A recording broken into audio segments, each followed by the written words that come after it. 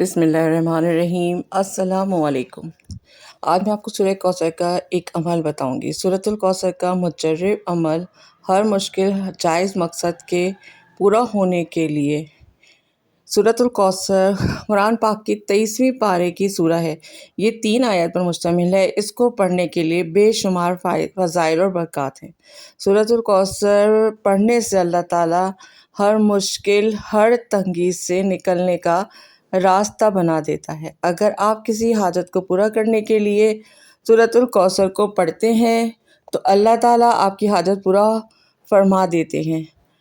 پڑھنے کا طریقہ: پہلے 2 رکعت نماز نفل حاجت کی نیت سے ادا کریں اور پھر ہر رکعت میں 1 مرتبہ سورہ فاتحہ پڑھنے کے بعد 11 مرتبہ سورۃ کوثر اور 11 مرتبہ سورہ اخلاص پڑھنی ہے۔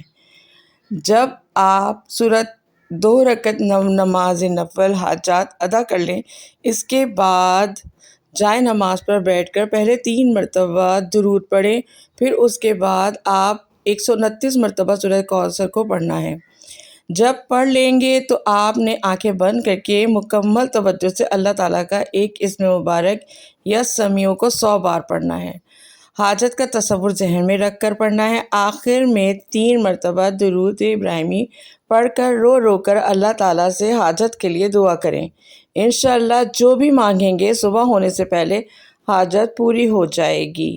ویڈیو پسند آئے تو اسے لائک، شیئر اور سبسکرائب کیجیے۔ جزاک اللہ۔ اور دعاؤں میں یاد رکھیے، کمنٹس میں ضرور بتائیے۔